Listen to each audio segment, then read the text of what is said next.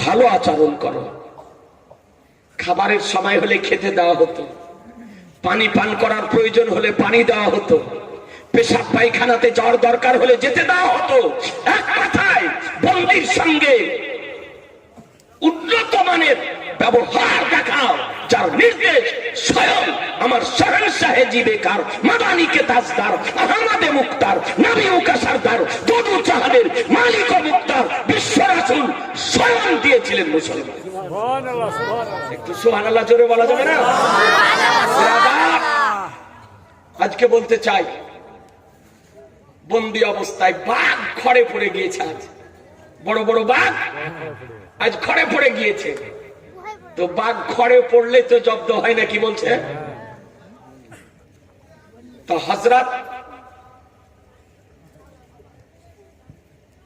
উমারে ফারুক রাদিয়াল্লাহু তাআলা আনহুকে আমার রাসূলুল্লাহ ডাকলেন। উমার বলে লাব্বাইক ইয়া রাসূলুল্লাহ, বলে শোনো, এসো। আসলেন। তো বলছে, উমার, এই যে 70 জন কাফেরকে বদর থেকে বন্দী করে নিয়ে আসা হয়েছে, এদেরকে কি করতে হবে? কি করবে? তোমার রায় কি, মতামত কি? নবী আমার জিজ্ঞাসা করছেন, নবী তার মতামত জানছেন। খুব জালালি মেজাজের ছিলেন তো হযরত উমারে ফারুক রাদিয়াল্লাহু তাআলা আনহু, খুব জালালি মেজাজের ছিলেন। তো উমারে ফারুক রাদিয়াল্লাহু তাআলা বলছে, ইয়া রাসূলুল্লাহ, জীবনের প্রথমে রোজা ফরজ হয়েছে, আর সেই রোজা রেখে ক্ষুধার্ত পিপাসিত অবস্থাতে এদের সঙ্গে যুদ্ধ করতে হয়েছে। খুব কষ্ট দিয়েছে এরা, এদেরকে ছাড়া ছাড়ি নাই। কি করতে হবে? তো বলে, যে যার আত্মীয় হয় সে তাকে দিবালোকে জবাই করে দিবে, একজনকে ছাড়া হবে না। তার মানে 70 জনকে বন্দী করে এনেছে, তো 70 জনকে হত্যা করে দিতে হবে। এটা কে বলছেন? বলে হযরত উমারে ফারুক রাদিয়াল্লাহু তাআলা আনহু বলছেন। জি। নবী আমার তারপরে ডাক দিলেন, আবু বকর এসো, শোনো। আবু বকর রাদিয়াল্লাহু তাআলা আসলেন। বলে, লাব্বাইক ইয়া রাসূলুল্লাহ। তো আমার দয়ার নবী বলছে, আবু বকর, এই যাদেরকে বন্দী করে নিয়ে আসা হয়েছে বদর থেকে, এদের সম্পর্কে তোমার রায় কি, তোমার মতামত কি, তুমি কি চাও? তা আবু বকর সিদ্দিক রাদিয়াল্লাহু তাআলা বলছেন, ইয়া রাসূলুল্লাহ, আমার রায় হলো যে এদেরকে হত্যা না করে এদের জন্য একটা অর্থ বরাদ্দ করে দেব। যে যেমন কোয়ালিটির ব্যক্তি, যে যেমন পজিশনের ব্যক্তি, যে যেমন অর্থশালী ব্যক্তি, তার জন্য তেমনই একটা অর্থ বরাদ্দ করে দেন। তারা অর্থটা দিয়ে, জরিমানা দিয়ে তারা চলে যান। আর যদি কারো মন চায় তো মুসলমান হবে। বুঝতে পারছেন? আর যদি অর্থ দেওয়ার মতন কারো সমর্থন না থাকে, তবে সেই ব্যক্তি আমাদের আনসারদের 10 জন করে ছেলেকে লেখাপড়া শিখিয়ে দিবে। এটাই হলো তার শাস্তি। সাহাবীদের উপস্থিতিতে, মা বোনেরা ভালো করে শোনেন, সাহাবীদের উপস্থিতিতে আমার দয়ার নবী বলছেন, বলে শোনো, আজকে আবু বকরের সিদ্ধান্তটাকেই প্রাধান্য দিলাম। অর্থাৎ কাউকে হত্যা করা হবে না। যে যেমন কোয়ালিটির ব্যক্তি, যে যে রকমের ব্যক্তি, যে যে ধরনের ব্যক্তি, তার জন্যই সেই রকমই অর্থ বরাদ্দ করে দিলাম। আর যারা অর্থ দেওয়ার সমর্থন রাখে না, তারা আনসারী 10 জন ছেলেকে লেখাপড়া শিখিয়ে দিবে। সুবহানাল্লাহ, সুবহানাল্লাহ। লেখাপড়ার গুরুত্ব আপনাদেরকে অনুরোধ করব, আমাদের ঘরে একটিও ছেলে মেয়ে যেন নিরক্ষর না থাকে, মূর্খ যেন না থাকে, নিরক্ষর যেন না থাকে। ওকে কাজে যদি লাগাতে হয়, ব্যবসাতে যদি লাগাতে হয়, তোকে লেখাপড়া শিখিয়ে লাগায়। জি। তাই বলে 10 বছরই কুন্নি ধরিয়ে দেন না, 14 বছর বয়সে ওকে কুন্নি ধরিয়ে দিয়েন না, ওকে লেখাপড়া করান, কমপক্ষে শিক্ষিত হোক। যদি তাকে মুনিশ যদি খেতে খেতে হয়, রাজমিস্ত্রিগিরি করতে হয়, কৃষি কাজ করতে হয়, ব্যবসা করতে হয়, যাই করুক না কেন কমপক্ষে শিক্ষিত হওয়ার দরজানো করে। জি, এই জন্য অনুরোধ করবো আমি প্রত্যেক ভাই বোনকে, মা বোনদেরকে, ভাই বাবাদেরকে, যে আমাদের কোন ছেলে মেয়ে যেন নিরক্ষর যেন না থাকে, মূর্খ যেন না থাকে। এটা একটা বালা, মূর্খ থাকা। দিন আর রাত সমান, একটু জোরে বলেন না। কম বেশি আছে। দিন আর রাত সমান না। রাত হলো অন্ধকার আর দিন হলো আলো। হ্যাঁ, যেমন রাত আর দিন সমান নয়, এইরকম শিক্ষিত আর অশিক্ষিত করে দিন সমান হতে পারে না মুসলমান। এই জন্য প্রত্যেক ছেলেকে লেখাপড়া শিখা। নবী আমার বলে দিলে তো অর্থ দিয়ে আপনার যেতে আরম্ভ করলো। তো ওই দলের মধ্যে, ওই 70 জনের মধ্যে আব্বাস রাদিয়াল্লাহু তাআলা আনহু তিনিও আছেন, নবীর আপন চাচা। ভালো করে শোনেন, নবী পাকে আপন চাচা সঙ্গে আছে। তো সব দিয়ে দিয়ে চলে যাচ্ছে। তো আমার দয়ার নবী বলছে, চাচা তোমার জন্য যে অর্থ বরাদ্দ করে দিয়েছি অর্থটা দিয়ে চলে যাও। তা আব্বাস রাদিয়াল্লাহু তাআলা বলছেন যে আমি অর্থ দিতে পারবো না, অর্থ দিতে পারবো না। বলে অর্থ নাই? বলে না। বলে চাচা বাড়িতে নাই? বলে বাড়িতেও না, আমি অর্থ দিতে পারবো না। তো আমার বিশ্ব রাসূল সাল্লাল্লাহু তাআলা আলাইহি সাল্লাম বলছেন, চাচা মিথ্যা কথা বলতে হয় না। ওই বদরের যুদ্ধে আসার পথে আগা রাত্রে আমার চাচিকে নিয়ে বাড়ির আগিনাতে গর্ত খনন করে যে সোনাটা দাফন করে রেখে এসেছেন, ওই সোনাটা কোথায় গেল? একটু জোরে বলেন না সুবহানাল্লাহ। আর একটু জোরে সুবহানাল্লাহ। বেরাদার একেবারে গোড়ায় হাত দিয়ে দিয়েছেন। আমার বিশ্ব রাসূল আব্বাস রাদিয়াল্লাহু তাআলা আনহু চোখ দাঁড়িয়ে গিয়েছে যে এই সোনার সংবাদ নবী কেমন করে জানলেন, এই সোনার খবর নবী কেমন করে জানলেন। কারণ যে বদরের যুদ্ধে আসার আগা রাত্রে বিবিকে ডেকে গর্ত খনন করে সোনা দাফন করে এসেছি, বিবি আর আমি ছাড়া কেউ জানে না। ছেলেকে বলিনি, মেয়েকে বলিনি, আর প্রতিবেশীকে বলিনি, বন্ধু বান্ধবকে বলিনি, কাউকে বলিনি। বিবি জানে আর আমি জানি, কিন্তু কে সোনার সংবাদ নবী কেমন করে দিলেন। আশ্চর্য হবেন না? হবে না? একটু জলে বলেন আশ্চর্য হবে না? হবে না বেরাদার? তাহলে বুঝা গেল নবী কার নাম, রাসূল কার নাম, পয়গম্বর কার নাম। যে পয়গম্বর নিজ গৃহে অবস্থান করে আজকে হযরত আব্বাস রাদিয়াল্লাহু তাআলা আনহুর ঘরের নির্জন রাত্রি কালে সংবাদ নিজ গৃহ থেকে দিতে পারো। মুসলমান নারে তাকবীর, নারে রিসালাত, মাসলাকে আলা হযরত পীর কা দামান, ওয়ালি কা দামান, হযরতুল আল্লাহ মাওলানা মুফতি মোহাম্মদ জুবাইর হোসেন সাহেব। বুঝা গেল যে নবীর দৃষ্টিতে গোপন বলতে কিছু না। সুবহানাল্লাহ, সুবহানাল্লাহ, কিছু নাই। নবীর নিকটে সব প্রকাশ্য মুসলমান। এই জন্য নবী মাটির নিচে যেমন দেখেন, মাটির উপরেও তেমন দেখেন, ডানে যেমন দেখেন, বামেও তেমন দেখেন, সামনে যেমন দেখেন, পিছনেও তেমন দেখেন, রাতে যেমন দেখেন, দিবালোকেও তেমন দেখেন, মাশরিকে যেমন দেখেন, মাগরিবেও তেমন দেখেন, জুনুবে যেমন দেখেন, শামালেও তেমন দেখেন, মাটির উপরে যেমন দেখেন, আকাশের উপরেও তেমন দেখেন। এক কথায় বিশ্ব জগৎকে নবী আমার একই রকম দর্শন করেন। সুবহানাল্লাহ, সুবহানাল্লাহ। এ নবীর হচ্ছে পাওয়ার, এ নবীর হচ্ছে পাওয়ার। এই পাওয়ার নবীকে কে দিয়েছে? একটু জোরে, আর একটু জোরে, আল্লাহ। এটা আমাদের আকীদা। আল্লাহ। যে এই পাওয়ার নবীকে কে দিয়েছে? আল্লাহ। তো মোল্লার আপত্তি হবে কেন? মুন্সির আপত্তি হবে কেন? ডাক্তারের আপত্তি হবে কেন? মাস্টারের আপত্তি হবে কেন? মুসলমান, এ পাওয়ার তো, এ সম্মান তো, এ মর্যাদা তো আল্লাহ তাআলা আমার নবীকে প্রদান করেছে।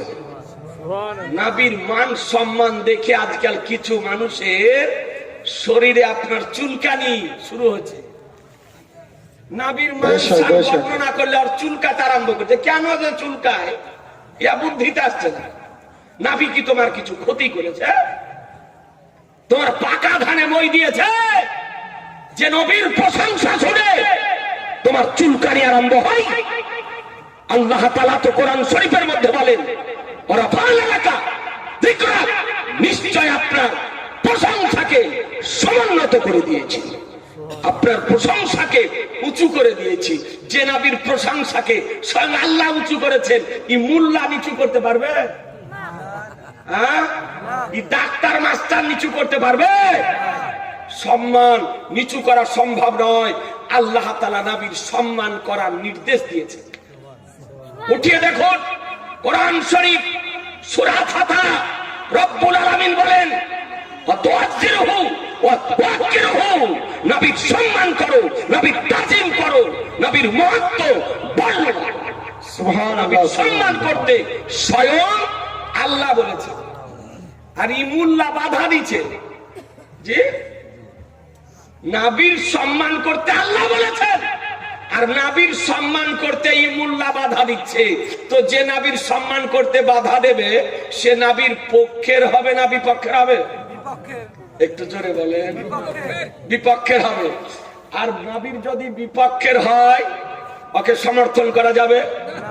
মান্য করা যাবে? ওর দলে যাওয়া চলবে? ওকে দেশে ঢুকতে দেওয়া যাবে?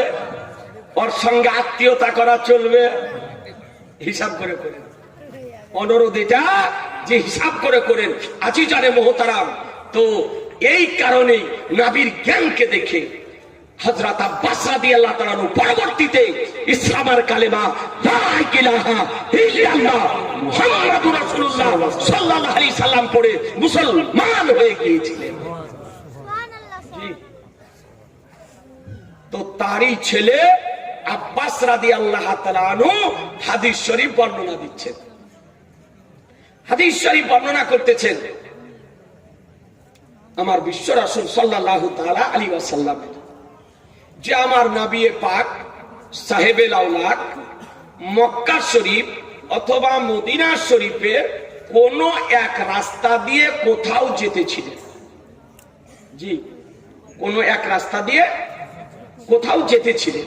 সঙ্গে সাহাবীগণ ছিলেন, সাহাবাই কেরাম ছিলেন। তো নবী আমার যেতে যেতে হঠাৎ একটি জায়গাতে দাঁড়িয়ে গেলেন। নবী যখন দাঁড়িয়ে গেলেন তো সাহাবীগণ আমার নবীর সঙ্গে দাঁড়িয়ে গেলেন। হাদিস বলছি ভাই, একটু ভালো করে মনোযোগ সহকারে শুনেন। দাঁড়িয়ে গেলেন সাহাবীগণ। তো নবী আমার দাঁড়িয়ে গিয়ে বলছেন, সাহাবীগণ এখানে দুটো কবর আছে। কি আছে? কবর আছে। একটু জোরে বলেন। কটা? দুটো। দুটো কবর আছে। কবরের কোনো চিহ্ন নাই, কবরের কোনো নিশানি নাই, কবরের কোনো আলামত নাই, নিশ্চিত হয়ে গিয়েছে বহু পুরাতন কবর। কিন্তু আমার বিশ্ব রাসূল জমিনের উপরে দাঁড়িয়ে ওই কবর দুটির খবর দিতেছেন। সুবহানাল্লাহ, সুবহানাল্লাহ। কবর দুটির সংবাদ দিতেছেন। দুটি কবর আছে, পুরুষ লোকের না স্ত্রী লোকের? ও তো হাড্ডি কবরের ভিতরে দেখাচ্ছে যে এখন হাড্ডি। আপনি কবর যদি খোঁড়েন, একটা পুরাতন কবর, তো হাড্ডি ছাড়া কিছু পাবেন? না। কবর একটা নতুন কবর খুঁড়তে গিয়ে পুরাতন কবরে দেখা যায় যে হাড্ডি উঠে যায় নাকি? তাছাড়া আর কিছু দেখতে পাবেন না। কিন্তু কারো কবরে শাস্তি হয় আর কারো কবরে শান্তি হয় না, কি বলছেন? কারো কবর জাহান্নামের টুকরো হয়ে থাকে আর কারো কবর জান্নাত বাগিচা হয়ে থাকে, কিন্তু কার কবরে আযাব হচ্ছে আর কার কবরে আযাব হচ্ছে না এটা আপনি আমি দেখতে পাবো? যন্ত্র লাগিয়ে দেখা যাবে, রাডার ফিট করে দেখা যাবে যে না মুসলমান কবরের অবস্থা না মৌলভী দেখতে না পায়, মৌলভী দেখতে পায় না, কবরের আযাব কবরের অবস্থা ইমাম দেখতে পায় না, কবরের অবস্থা কোন মানুষ দেখতে পায়। এবার আদালার ইসলাম কবরবাসী কোন কবরে কোন অবস্থাতে আছে যা সাধারণ মানুষের পক্ষে দেখা সম্ভব নয়। জি, দেখা সম্ভব নয়, কিন্তু নবী আমার দেখতে পান না? পান না? একটু জোরে বলতে হবে যে দেখতে পান। তো নবী আমার বলছেন এই কবর দুটোই পুরুষ লোকে কি অবস্থায় আছে, তা আমার নবী বলছেন দুটোই পুরুষ লোকের দুটোই কবরে আযাব হচ্ছে। কি হচ্ছে? আযাব হচ্ছে, অর্থাৎ আযাবের মধ্যে আছে, শাস্তির মধ্যে আছে। কি কারণে তাদের কবরে আযাব, তারও সংবাদ নবী দিচ্ছেন, তারও সংবাদ নবী দিচ্ছেন। তো বলছে শোনো, একজন ব্যক্তি ছিল এইরকম ব্যক্তি যে পেশাব থেকে পরহেজ করত না, পেশাব থেকে বাঁচত না, তার মানে তার পেশাবের ছিটা থেকে শরীরকে বাঁচাতো না, পেশাবের ছিটা শরীরে রাখতো, কাপড়ে লাগতো, যে অসুখটা আমাদের দেখা দিয়েছে। মাঠে ঘাটে এখানে ওখানে পেশাব করার পর না পানি নেওয়ার প্রয়োজন মনে করি, না মাটি ব্যবহার করার প্রয়োজন মনে করি, এটা একটা বিরাট অসুখ। আমি ভাইদেরকে অনুরোধ করি যে কোন ভাই পেশাব করার পর শরীরে লাগতে দিয়েন না, কাপড়ে লাগতে দিয়েন না, পানি ব্যবহার করেন, পানি যদি না পান, মাঠে যদি হয় তো মাটি ব্যবহার করেন। জি, পরিষ্কার রাখেন। তো আল্লাহ নবী বলছেন যে একজন ব্যক্তি পেশাব থেকে পরহেজ করতো না, ছিটা থেকে বাঁচতো না, এই জন্য তার কবরে আযাব হচ্ছে। বুঝা গেল?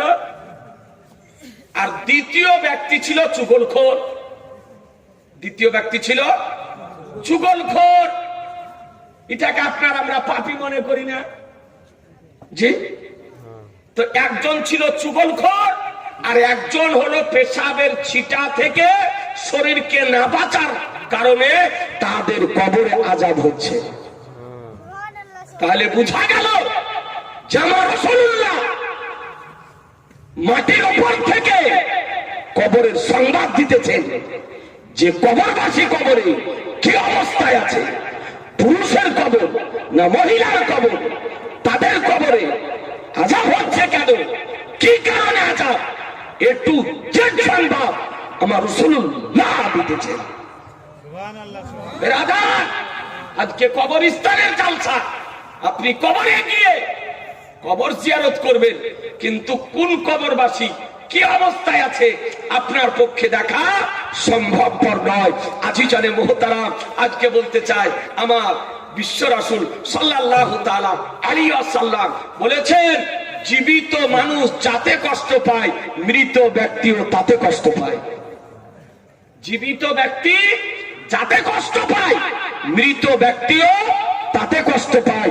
এই জন্য শরীয়তের বিধান হলো, শরীয়তের কানুন হলো, শরীয়তের ল হলো যে কবরের উপর দিয়ে হাঁটা চলবে না, কবরের উপর দিয়ে রাস্তা করা চলবে না, কবরের উপরে বাড়ি করা চলবে না, কবরের উপরে ঘর করা চলবে না, কবরের উপরে পেশাব পায়খানা করা যাবে না, কবরের উপরে শোয়া চলবে না, কবরের উপরে গরু চড়া চলবে না, কবরের উপরে ছাগল চড়া চলবে না, কবরস্থানের উপরে ট্রাক্টর চাপানো চলবে না, কবরস্থানের মধ্যে জিসিবি ঢোকা চলবে না। জি, আজিজানে মুহতারাম, এই বিষয়গুলি মশলাগুলি আপনাদের আমাদেরকে জানতে হবে। আজকে বহু কবরস্থানে জিসিবি ঢুকিয়ে দিচ্ছে, ট্রাক্টর ঢুকিয়ে দিচ্ছে। ব্রাদার, যদি কবরস্থানে মাটি যদি দিতে হয় কবরস্থানের বাইরে ফেলুন, দিয়ে মানুষ দিয়ে আপনি মাটি কবরস্থান ভর্তি করেন, সাবধান সহকারে, সতর্কতা সঙ্গে, যেন কোনো কবরের